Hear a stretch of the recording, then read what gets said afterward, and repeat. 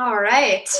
Hello, everybody, and welcome to our Monday night TCT call. It's August 13th already, which is really crazy. Summer's almost over. Jordan and I just finished our last performance of the summer last night. We had a doubleheader this weekend, so if I'm a little groggy, that is why. And the smoke as well is setting in pretty bad here, as I'm sure it is everywhere. But yeah, I'm going to talk tonight about a book that I've been kind of fitting in whenever I can this summer. But before I dive into that, I just wanted to reiterate what was talked about on the call this morning with Peggy. As far as convention goes, that's only a month away, and it's pretty close to home, closer to home for me. I'm lucky that it's here, but it's in BC, and I know most of you guys are in Alberta or Saskatchewan, so it's not very far. There are still some really good seat sales. If you look on WestJet, sometimes iTravel has some good deals, and the room block is still on for 10 more days at the hotel. So it's 10 more days, right, Auntie? I think it was 10, yeah. So once that's gone, I believe it goes back to the price that hotel is normally at, which is, I think, pretty expensive. So I would take advantage of what it is at right now for the Valentis convention. And if you haven't been to a convention, whether that be a regional, an international convention, or one of the summits, I can't really convince you as to how amazing they are, but you just have to be there. And I know for me and Jordan, or Jordan and I, our first convention was the one here in Vancouver, and I was all in before that, but once I sat in the room and just felt that energy and got to meet Dave for the first time and just see what Valentis was all about, that really just put me on the path, like, to work hard and to know that I'm in the right place at the right time. And every company has its ups and downs, but I feel like if you're not plugged into the culture, then it's easy to give up. And getting to that convention is just going to keep everyone knowing that you guys are in the right place. So I'm hoping that I'll see all you guys there. It's gonna be really fun. And last time in Toronto, we filled the stage with our team. So I'm hoping that there's going to be quite a few of us up there again this year. So without further ado, I'm going to get into one more thing on that. It's the tickets are still $99 US, and that gets you the whole weekend. There's going to be a dinner and an award ceremony on the Saturday night, which they haven't done before, so that's pretty cool. And the dinner is included with your ticket of $99. There's going to be 2 keynote speakers. They haven't told us who yet, but they usually bring in some pretty cool people, so that'll be awesome. And there'll be one on each of the days. And yeah, it's just a really good time. So if you're thinking about it and you're not sure if you should go, take it from me, you should really go. So, all right, we're going to dive into this bad boy, The Slight Edge. And I'm going to share screen here if I remember how to do that. Bear with me. Share screen, desktop. Okay. Perfect. Where is the start the slideshow?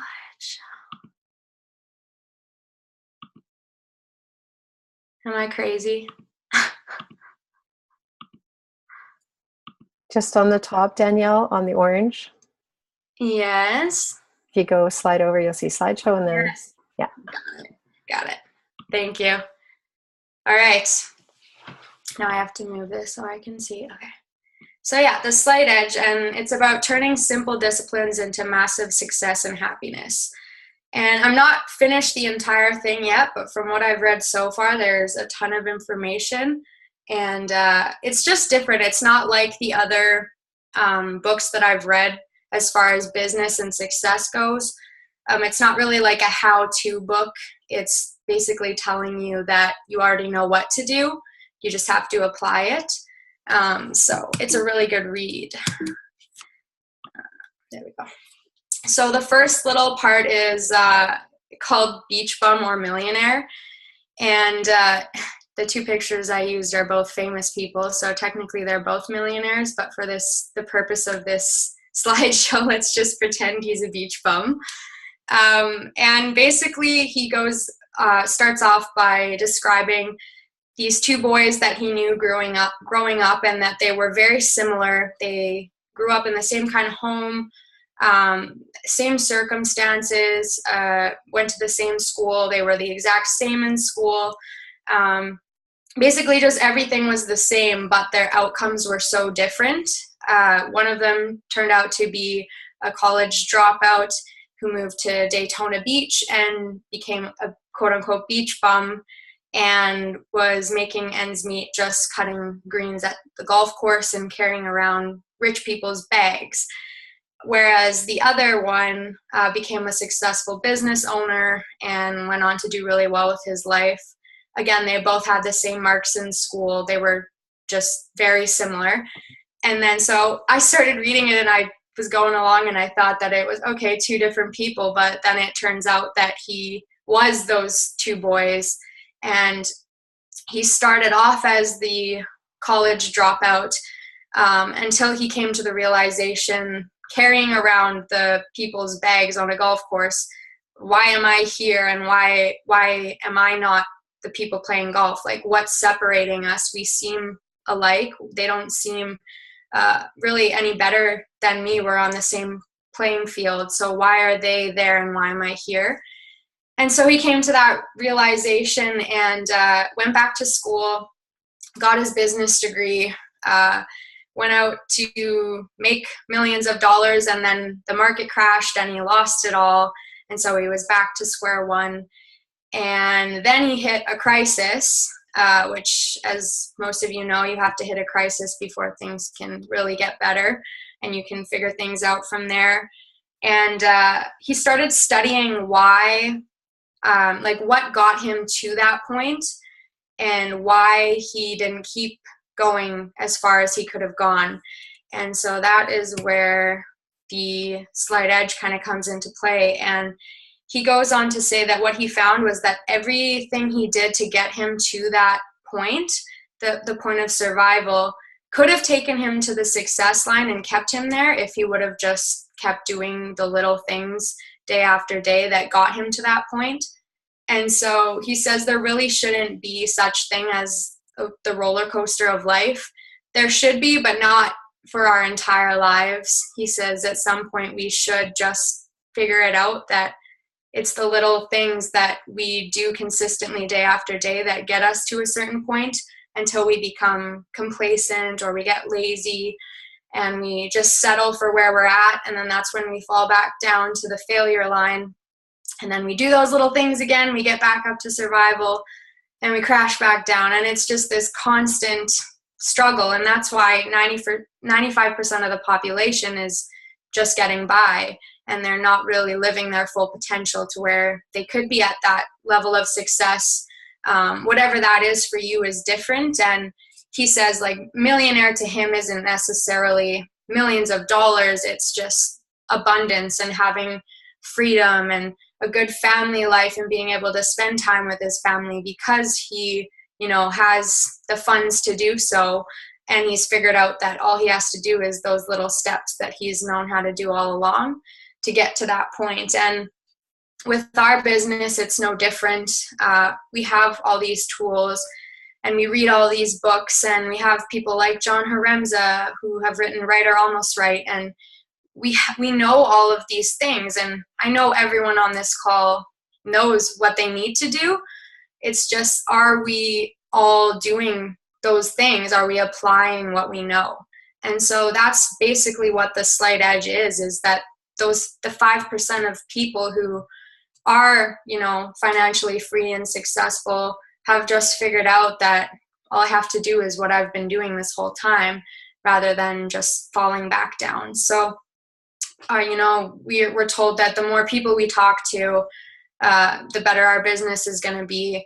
How many of us are actually reaching out to 3 to 5 new people a day? And if we're not, are we complaining that, our business isn't growing? Well, why? So it's just all going back to, we know what we do and we just have to apply it. And like everything, reading 10 minutes a day. I know I'm guilty of that one. And I know that if I did read 10 minutes every day, that I would be that much more smart and know what I need to do and be able to apply that. But it's just letting those things slip. So let's try and get rid of the roller coaster. And I know our team is really good with applying what we know, but just keep that in the back of your head that one little day skipping what we know could lead us back down to where we don't want to be, and then it'll be a struggle to climb back up again. So that is that. And basically we have complete control over our lives. We just have to take that control. And he says that having the answers is one thing, and if that's all we needed, that we would all be successful. And you can go onto Google, you can type in a question and it'll give you an answer. You can read 1,000 books, but if you're not applying that knowledge and you're not actually doing what it says to do, then you just have a lot of knowledge. It doesn't mean that you're using that knowledge. Bear with me, I have lots of notes. And one of the quotes he says is, if you want it bad enough, you will get it. And he says that that's not correct, because there are millions of people out there who want something just as bad as you want it. But what separates those people, like in my industry, for example, with music, there's so many musicians, even in Canada alone, and we all want to do music. That's our passion, that's our dream. But why are there only so few that are at that higher level? And it's just because they're doing that little extra that maybe some of us aren't doing, and putting themselves out there more and getting themselves in front of people who are going to help them get more opportunities. Like for this weekend, for example, Jordan and I played 2 shows, and one of the shows was with the city of Langley, so they run a lot of corporate events, and we impressed them with our show, and that led to another opportunity. So you just have to be putting yourself out there, and yes, you might want it bad enough, but you also have to put in that extra that maybe those other people aren't doing if you want to get to that level. And he also says that that's why diets don't work. Going back to this one, the roller coaster, because we all want to be fit and healthy. And so we start a diet, and then we get up to that, say, survival line. We're happy with where we're at, and then we start falling off again, and then we think that the diet didn't work, so we go try a different diet, and then we get to where we want to be and then fall back off. And then that's the term yo-yo dieting. That's kind of what that is all about, because you get to where you want to be and then you fall off, and it's just this constant up and down. Whereas if you took that and had the philosophy that it was a lifestyle and not just a diet, you would be healthy and fit for your whole life, because you would just know that it was something that you had to do every day. Drinking water instead of pop, for example. You might think that having pop one day is not a big deal, but if you constantly are saying, oh, it's not a big deal, I can just have a pop instead of the water, eventually, in the big scheme of things, if you look back on a year, it did make a big difference. 1 pop, 2 pop, 3 pops, it does make a big difference in the long scheme of things. So it's all about the philosophy and how you do the hows. And again, he says the answer is only the answer. You have to do the thing. You have to apply the answer, and it's only information until you use it. And so this is the missing ingredient. And he asks, what is your philosophy? So I think for our team, and my dad especially, it's be the example, not the excuse. And that kind of drives his attitude, his actions. And our team is kind of just, I feel like we need that quote pasted on our page somewhere, because it all goes back to that. And even this book, reading this book, it's like, yeah, actually, we talk about this stuff all the time. And it really just boils down to being the example and not the excuse. So he gives a few examples of different quotes that are people's philosophies. So for Ralph Waldo Emerson, it's do the thing and you shall have the power. And for Nike, it's just do it. Everyone knows that one. So for us, I feel like it's be the example, not the excuse. That's kind of our philosophy. And so your philosophy is what drives your attitude. And so basically, if you have a positive philosophy, everything else kind of falls into place. And if you have a negative philosophy, again, everything goes that way. So there's two prevalent types of attitudes, value-driven and entitled. And so he gives the example, if you're value-driven, you would ask questions like, what can I do to help you? Whereas if you're entitled, you would ask, when was the last time you helped me, before you helped that person? So you're driven by entitlement rather than value. And another one is, if I work harder, maybe I'll get paid more. So that's value. Work hard before you get paid more. And entitlement is, I'm not going to work hard until I get paid more. And Dad, I know you hate that. And you would fire anyone that would be like that at your job. So be value driven. And again, I know we all are. Just these little reminders that with positive outlooks, it kind of drives everything. And it's laid out right here. Philosophy, attitude, actions, results equals your life. So if you don't have a good philosophy, you're just going to keep going up and down on that roller coaster, pretty much. And he says that the key to success is to double our failure rate, whereas a lot of us are taught that failure is not an option. And I know growing up with my dance coaches, that was something I got told a lot, is failure is not an option. But when I look back at it, I think what they meant was to double your failure rate, because if I ever did something wrong, they would make me do it 1,000 times over. And then when I got it wrong, they would ask me, okay, so now you know what you did wrong. So I think that we need to look at it more like that, where we want to double our failure because we learn from our mistakes. Whereas if we're aiming not to fail, then we're kind of aiming not to succeed, if that makes sense. And yeah, he says if your philosophy is that failure isn't an option, you're not going to have any opportunity to learn. And for example, Babe Ruth held the world record for home runs, but he also led the league for strikeouts. So that kind of puts it into perspective that if you're not failing enough, you're also not going to succeed. Another quote he says is, successful people fail their way to the top. And I thought that was kind of cool. It was a different way to look at it, but it's so true. You get knocked down, you get back up again. If you're not learning, then you're not growing. So it's okay to go for no. I mean, there's a book called Go for No, and we're taught that all the time, that if we're not getting enough no's, then we're not going to have that thick skin to be able to go to the next person and grow our teams. So again, that is the philosophy. And then it's not going to move here. There we go. The next chapter was about choices, and he tells, it's kind of like a few different little tales.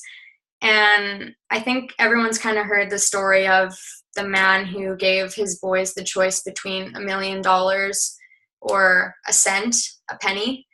And so in this chapter, it's basically just storytelling, and this man on his deathbed gave his boys that choice. And with that choice, he also gave them a book to read. And he said, read this tonight, and then tomorrow you can make your decision. And so one of the boys read the book, and the other one already had his mind made up that he wanted that $1 million, and that was that. Whereas the other boy took the book, read the book, and in that book, it had a few different kind of little, I guess, fairy tales in it. And the first one was about a pond and this weed or this flower type thing in the pond. And it wanted to get to the other side of the pond. And the pond was making fun of the weed because it was like, haha, you're stuck there. You're never going to get to the other side. And what the pond didn't know is that this weed could multiply faster than any type of plant in that pond. And so after 30 days, the entire pond, like you couldn't see water, all it was the weed.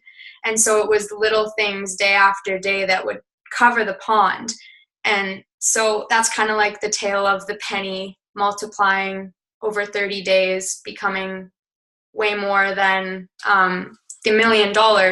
And so with the story, the one brother actually went into debt because he hired a whole bunch of people to put the $1 million into all these different things, and then it crashed, and then he ended up owing 1.7, whereas the other boy, it was doubling every day in the bank account, and he ended up making like 10 million something. And so it was just, again, that small little things over time can lead to something great. And then the other story in there was about two frogs, and they were hopping, and they went into a cream pail, a cow cream pail, and the one frog was like, oh, we're doomed, like we're stuck in here now, and like stopped paddling, sunk to the bottom, whereas the other frog kept paddling, doing the little things, even though it didn't feel like he was going anywhere. And eventually he hit something, and it was butter. So he had churned the cream into butter, whereas the other frog gave up and stopped doing those little things. So it's just putting things into perspective, and that it really does all come down to choices. And that's like this picture right here, that the slight edge does have two sides. And so it depends how you take it. You could be making those simple little disciplines every day, and that'll take you into a positive direction. Or you can be making simple errors, like having a pop instead of water, and that'll lead you down into the failure mark over time. So it just depends on how you look at it, and your philosophy, really. It all comes right back down to that. And as a team, I really do think we're doing a good job of it. And if you haven't read this book yet, I hope I didn't give too much of it away, but it's a really, really good read. I still have some left to read of it, but so far it's been really good. And again, it's things that we all know. And that's what I like so much about this book, is that he's not trying to sound like a guru or come up with some new way to do network marketing or business. He's saying we all know what we need to do. We just have to do it, and not reinvent the wheel, and not overthink things and think that it's going to take all these massive things over a short period of time that are going to get us to where we want to be. It's not like that at all. It's what are you doing behind the scenes that nobody else is doing that's going to get you to where you want to be. So we all know what we need to do. It's just a matter of doing it. And yeah, that's all I had tonight. I know Jordan said that if I ended early, he could pop on and possibly share a few things. So I'm not sure if you want to hop on here, Jordan, but I will share my screen. Hello. Hello. My video isn't working. Okay. But yeah, I can, when you were talking about that, disciplines really made me think even of just recently when I've had, success. I've been doing Danielle's workouts, everybody. So sweating my butt off, and we've been eating pretty good for a while. It's just, since I kind of got happy with where I was at, I've kind of started to let things slip a bit more. And, workouts for sure, but also the way I'm eating. So, yeah, I definitely don't want to go back down on the roller coaster. So I'm going to start making little disciplines to get myself back to where I want to be, and also just not let anything slide. Keep discipline. Yeah, no, that's really true. And it's easy to get like that with workouts and eating and our business too. And I know, like, for a lot of people who hit the, diamond, double diamond, that rank, it's so exciting. And then once you get there, you might, stop doing those things that got you there. And maybe that's why you stop rank advancing. And kind of need, like, you got to look within yourself and ask yourself if you're doing the right things. And we can all get excited and have little like pushes of excitement, but it's whether or not we keep that fire burning. And we have simple things like DMOs, or have something beside our bed, a list to wake up to and know what we have to get done each day. Because I know for me, if I don't have that beside me, if I don't have the little things to keep me on track, then my day is kind of a write-off and I set myself back. So again, it's just having that slight edge. And for us, I think that's being the example and not the excuse. And I guess, Dad, do you have anything you want to add to that, seeing as how you kind of branded us with that quote? Yeah, really good training tonight, Danielle. I got lots of notes, and it's the good thing about constantly training and doing these, pulling people up every week, is that it puts things we know already into different perspectives, and hearing someone's way of putting it in maybe a different way, or using a different story. It's like the aha moment, right? It kind of gets you sparked again. And so, I just made a few notes tonight. Was your network will be equivalent to your net worth.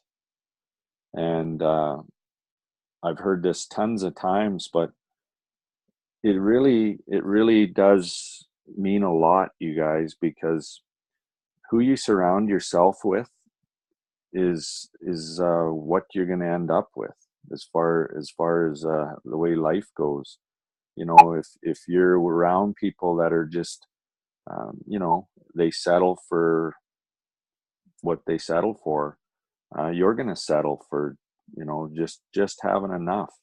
But if you have a group of people that are just encouraging you, and like we say, be the example, a group of people that are just every day getting a little bit better, a little bit better, a little bit better, and not comparing ourselves to other people, but just every day looking in the mirror and saying, hey, I did a little bit better than I did yesterday. And one thing that I really have been practicing very hard every day is just to realize that every day is a gift, and we get to decide what our gift is. So we can choose our gift.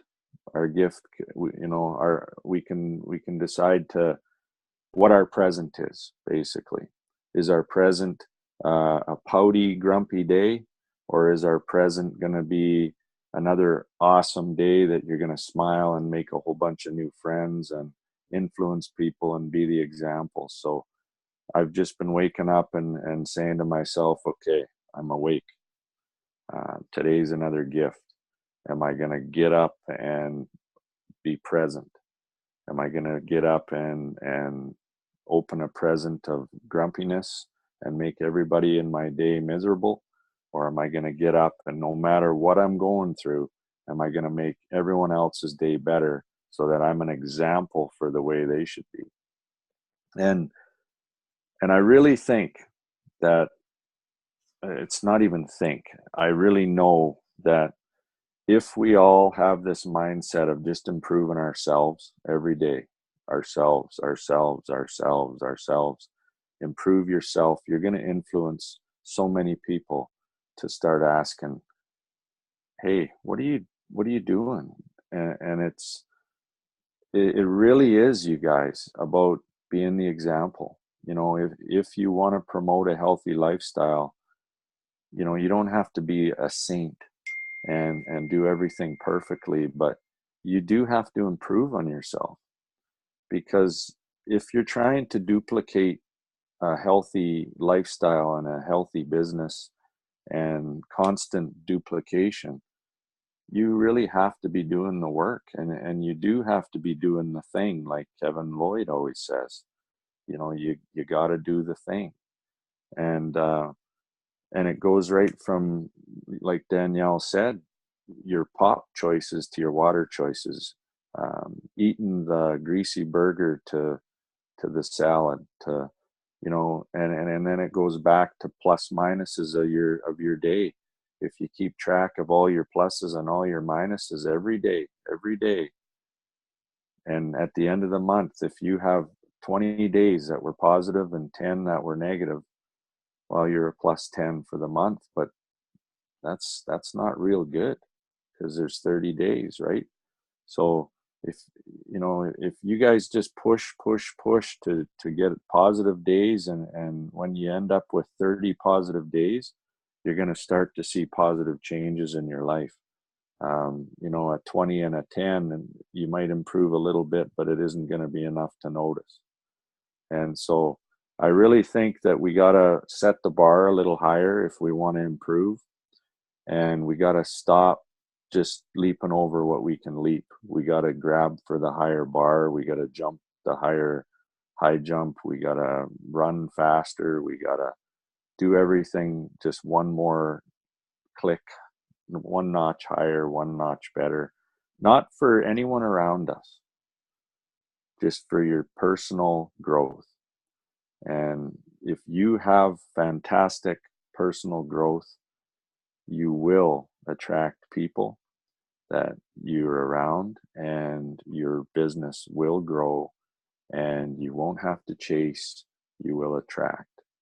And so I was just going to mention, you know, you were talking about doing the little things, the little things, the little things. Well, I know that, you know, there's some thought leaders and some inspirational leaders that talk about the pump jack theory. And I see that we're 8:30. So, but the pump jack, the old water pump, it really, that magnifies what we all need to do, because it is totally fits with this industry. Because I don't know if the young people know about the old water pumps, but if you pumped it really hard,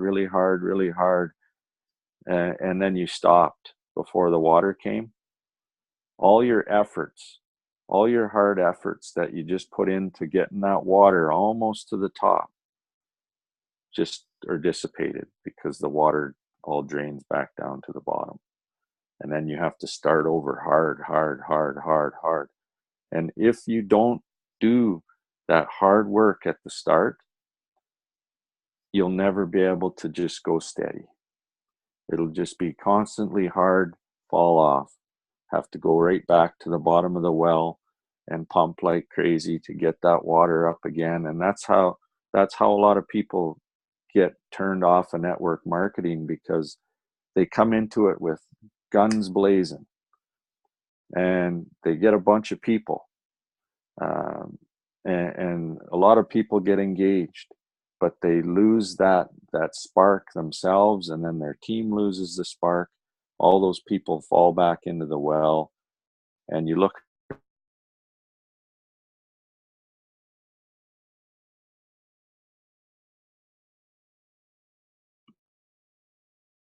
I think he's frozen. I thought that was my screen for a second. But I think we know where he was going with that. Dad, I'm going to cut you off. I'm sorry. You're gone. But we're at 7:33. And so for this week, you guys, if you find yourself asking the question whether or not you should do that little thing, just do the little thing. And remember that the slight edge is what is going to set you apart and help you get to where you want to go. So thanks for joining in tonight, and we'll see you guys next week.